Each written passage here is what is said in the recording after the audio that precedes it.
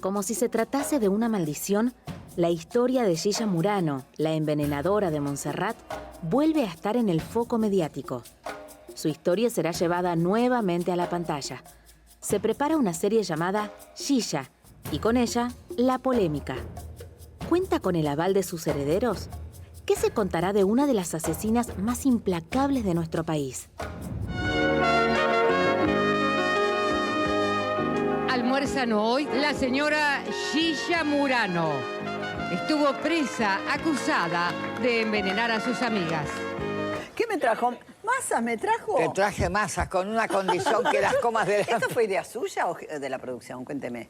¿Fue idea suya? No puedo decir. No lo diga, no lo diga. ¿Y usted qué quiere? ¿Que coma una? Claro. Que me des el gusto de comer una. Entre febrero y marzo de 1979, Gilla Murano llevó a cabo una serie de crímenes que conmocionaron al país. Sus víctimas fueron Nilda Gamba, Lelia Formizano de Ayala y su prima, Carmen Zulema del Giorgio Venturini, asesinadas tras ser envenenadas con té y masitas finas que contenían cianuro. Murano las mató con el objetivo de eludir las deudas económicas que había contraído con ellas, quienes formaban parte de su círculo íntimo. El elemento clave fue un pagaré encontrado en la vivienda de una de las mujeres asesinadas. Todas las pistas conducían a Murano, quien mantenía con las víctimas un negocio fraudulento que ella misma había organizado. Murano asistía a los funerales de sus víctimas y lloraba. Finalmente, fue detenida el 27 de abril de 1979. Usted siempre sostuvo su inocencia. Soy inocente, señor Helbur, y lo voy a sostener hasta el día de mi muerte. Fue condenada a cadena perpetua en 1985. Durante el juicio, se declaró inocente y atribuye a las muertes a causas naturales. En abril de 2014, Murano fallece a los 83 años en un geriátrico, sola y abandonada. Incluso fue enterrada con un nombre abreviado para evitar incidentes. Con el tiempo, su historia ganó popularidad. Quienes estudiaron el caso aseguran que sus víctimas serían más y que tenía una frialdad aterradora. Ella misma reconoció haber tenido más de 100 amantes y hasta su hijo aseguró que lo quiso envenenar con una porción de torta. Hechos, mitos y leyendas que ahora una serie intentará narrar. ¿Los dejarán? Bueno, vamos a hablar un poquito de Gilla Murano, ¿no? Porque de verdad que era muy misteriosa la vida de esta mujer. Decía más de 100 amantes, pero tengo entendido que es mucho más todavía. Ella dice 250 amantes que tuvo en su vida entre empresarios, políticos y un presidente. ¿Un presidente también? Ella decía que había sido amante de un presidente. Ella que se llamaba María de las Mercedes, Bernarda Boya Aponte de Murano. ¿En serio me estás diciendo? En serio, María de las Mercedes, Bernarda Boya Aponte de Murano.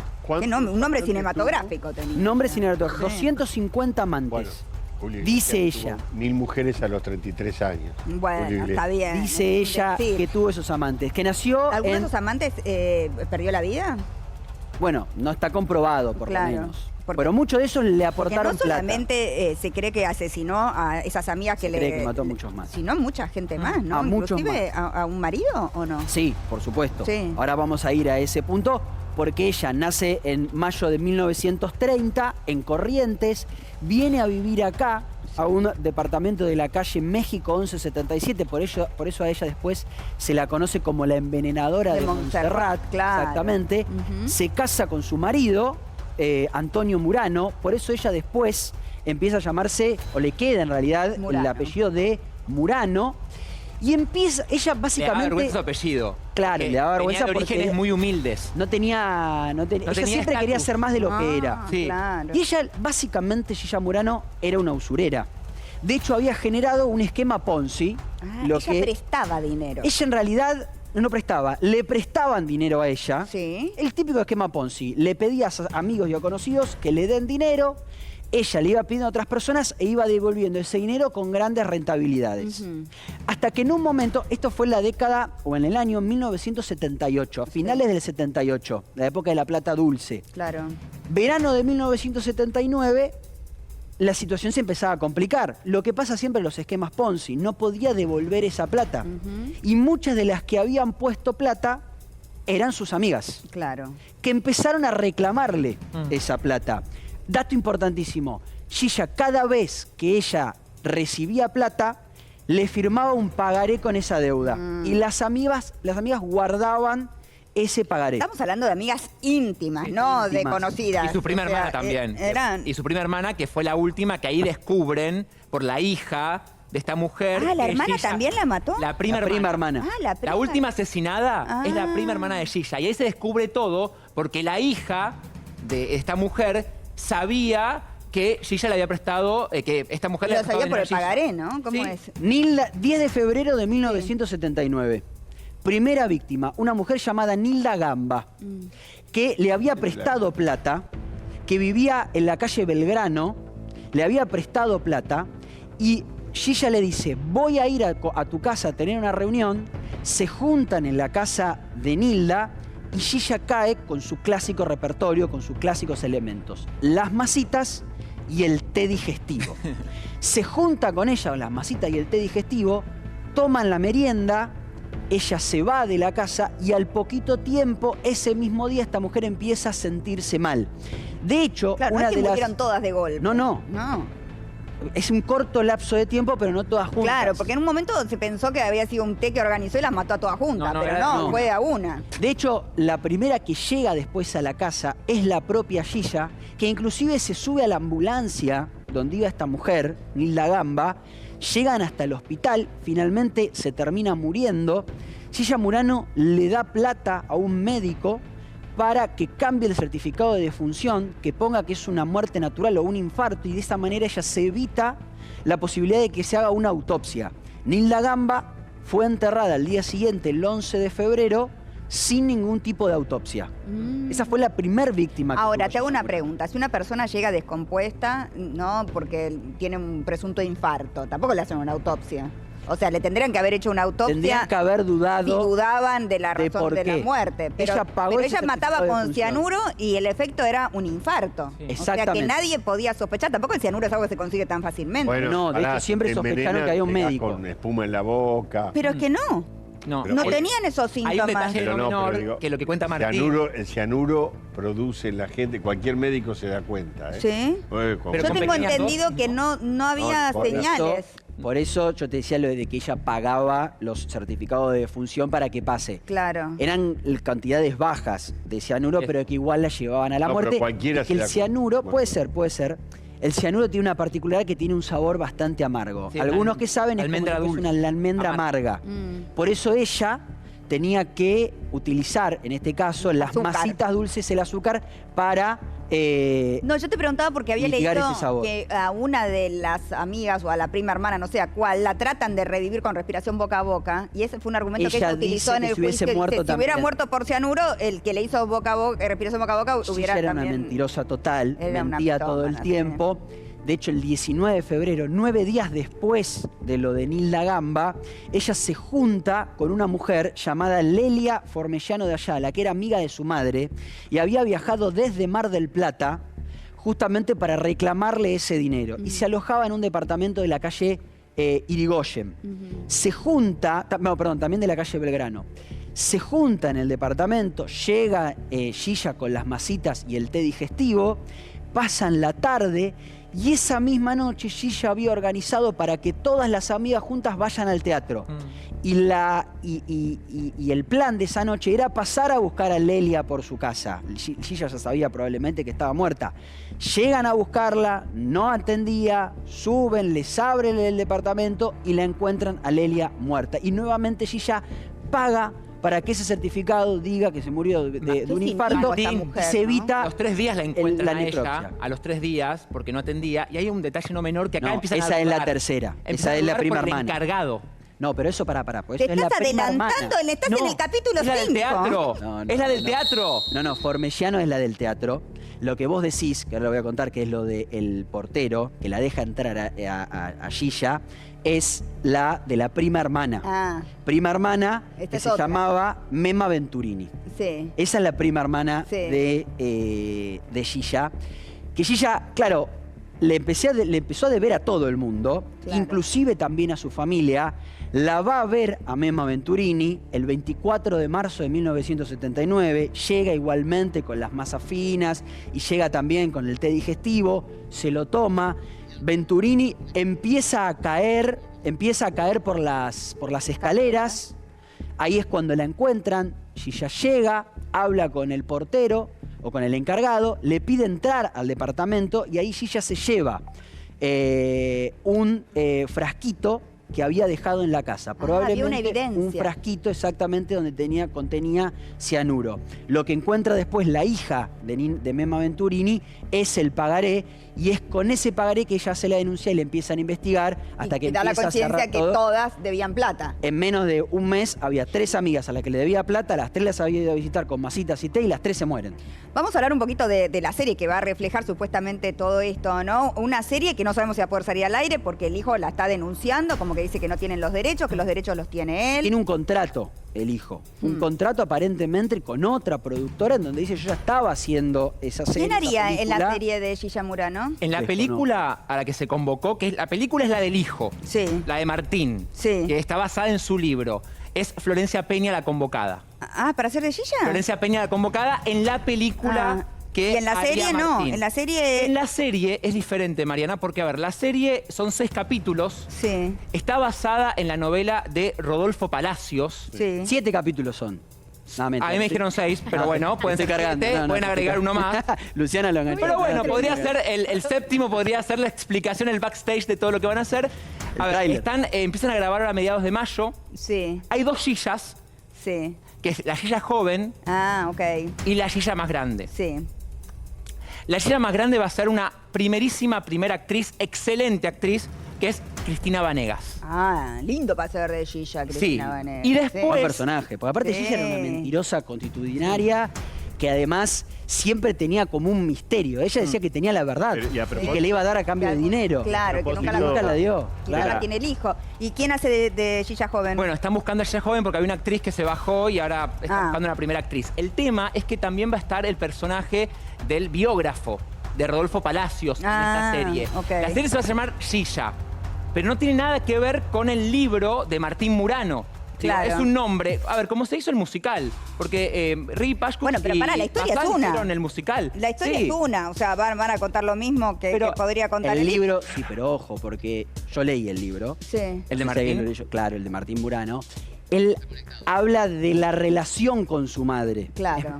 Me parece, no. Va un poco más profundo en cuanto a las razones psicológicas, ¿no? Claro, lo que hace Rodolfo Palacios es contar una historia. Y querer analizar qué la llevó a eso. Es muy interesante el libro de Martín porque Martín profundiza en la relación con su madre. Claro. Esa es la diferencia. Sí, la pregunta es de quién es una vida, sobre todo la vida de alguien que ya no está aquí. Es decir, que se llevó la vida de otras personas. Claro, ¿es solo de los herederos forzosos? Porque esto mismo pasó con otras series, quiero decir. Se han hecho series, por ejemplo, una sobre Julio Grondona, recuerdo, y uno de los hijos de Grondona tuvo que iniciar acciones legales a la plataforma y a la productora argentina encargada de esto mismo, porque sentía que la figura de su padre había sido maltratada. Ahora bien, la pregunta es...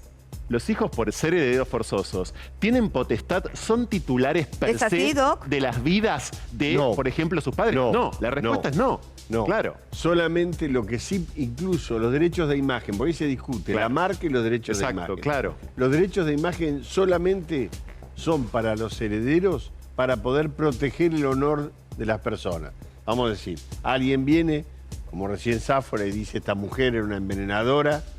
Puede aparecer su hijo y decir yo quiero proteger el honor y hacerle juicio. Sí, pero creo que el hijo tiene más cosas para decir que la otra serie. Es como que... estoy sugiriendo a la gente si le quiere hacer juicio. Pero, digo, también hay otro tema acá. Ojo, que Gilla Murano cumplió su condena. Estamos hablando... No cumplió su condena. Estuvo 11 años presa. Bueno, pero por el 2x1 salió. El 2x1. Pero la cumplió su condena. Cumplió su condena. Cumplió su condena. Que no sea la todo condena. el tiempo que le dieron de condena lo porque cumplió. ustedes le cargan los 250 amantes, 4 tipos que se murieron en el mismo edificio. No le cargamos nada, perdón, porque era una heroína de los medios. También digamos esto, porque lo decíamos el otro día. No, heroína. No, perdón, lo decíamos respecto de Barrera y lo vemos en este momento respecto de Gilla.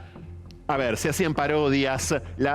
hacía fotos. Si la ves a Gilla no sabés si es ella o un personaje. Claro, ¿no? digo, era invitada, era tenida en cuenta, era invitada, era por momentos aplaudida. Fue panelista de moda. Se hacían especialista de moda en la hoguera. Sí, en la hoguera. Claro. Pero panelista.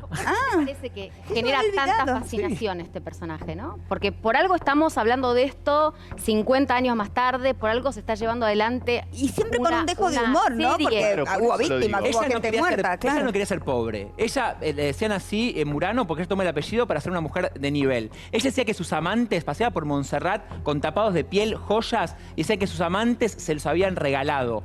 En el programa de Mirta Legrand, cuando la reciben, ella estaba casada y anuncia que tenía un nuevo novio. El novio no sabía que había matado 3 personas. Y le pide la anulación del matrimonio después de este programa de televisión. ¿Pero cómo no sabía? ¿De dónde venía? ¿De dónde venía? De todo el mundo conocía a Gilla Murano. Era un jubilado con la máxima. Era un jubilado, no vivía en Nordelta, no es que... El tipo con el que se había casado... Pero ¿cómo no iba a conocer a Gilla Murano? Todo el mundo, aparte fue muy popular. A ver, lo que cuenta la historia en ese momento es que ella era como que todo el tiempo trataba de mostrar algo que no era, muy mentirosa y muy manipuladora. Vamos a hablar con el hijo, ¿no? Que ya hablamos alguna vez, me acuerdo cuando hizo la subasta de las tazas de Gilla Murano, ¿no? Ay, sí, tremendo, no sé quién las habrá comprado. ¿Cómo estás, Martín? Hola, ¿qué tal? Mucho gusto, chicos. ¿Cómo les va a todos ustedes? Mariana. ¿Cómo va, Martín? Nos estábamos acordando... Primero, déjame decirte una cosa con todo cariño y con todo respeto para vos y tus compañeros. Si bien lo que dijeron de los crímenes es exacto, lo que ocurre es que confundieron de persona. Lo que le adjudicaron a una de las víctimas le pasó a otra, pero no hace a la historia en sí. Ok. La que cayó por las escaleras es la prima. Y la primer muerta, Nilda Gamba, era vecina nuestra. Y sí fallece por el té, que Gilla se ofrece a cuidarla porque ella estaba descompuesta. Y Gilla le comía un té y vivía en el mismo edificio que nosotros. ¿Siempre le dijiste Gilla a Martín? ¿O alguna vez le dijiste mamá? ¿Alguna vez la llamaste como mamá? Gilla. Siempre Gilla, de chiquito también. Bueno, pero eso no viene al caso. A grandes rasgos, el informe que han dado ustedes es completamente válido. Pero recién decía el doctor que uno no es dueño de su imagen, salvo que lo perjudiquen, con lo cual obviamente coincido, pero de lo que sí soy dueño es del contenido del libro Mi Madre Gilla Murano, donde está incluida la historia de Gilla. Claro, eso sí. Entonces no pueden usar, no pueden usar esos detalles que vos relatás en el libro, entiendo. Aparte vos llevaste una investigación más profunda de los hechos. Exactamente, ahí estoy yo, Mariana. El libro, yo hace aproximadamente 6 años, le cedo los derechos exclusivos de negociación a un grupo integrado por 3 personas, encabezados por el señor Juan Manuel Chalo Echeverría, donde ellos tenían opción a adquirir, para hacer la serie, por un lado, el largometraje, la miniserie, la obra de teatro y el documental. Bueno, a lo largo de estos 5 años, cuando faltaban 2 días para finalizar el contrato, nos reunimos con todas las partes en una escribanía y ellos optan por quedarse únicamente con un largometraje, retornando a mí los derechos de la miniserie, obra de teatro y documental. O sea que para sintetizar un poco lo que estás diciendo, Martín, ellos no tienen los derechos para contar algo de la vida de Gilla Murano que no sea lo que aparece en el libro de Palacios, ¿correcto? ¿Es eso? Entiendo. Es que el libro de Palacios, Rodolfo primero, que es un amigo mío y lamentablemente quedó involucrado en todo esto, Rodolfo cuenta sus experiencias con Gilla, porque él fue a una confitería muy conocida, muchas veces con Gilla, y le entrevistó. Pero comienza su parte dentro del libro Criaturas, Adorables Criaturas, contando la historia de Gilla. Entonces hay algo ahí. No pueden basarse en Adorables Criaturas, porque la primera parte de la narración de Palacios cuenta lo que yo cuento en el libro. Entiendo. Bueno. ¿Y qué pensás hacer, Martín? ¿Vas a hacer una demanda? ¿Qué vas a hacer? Porque parece que siguen adelante con la denuncia que la tiene en la producción. ¿Y se puede llegar a frenar la filmación con eso? Yo lo veo difícil, sinceramente. Empieza ahora el 15 de mayo a filmar.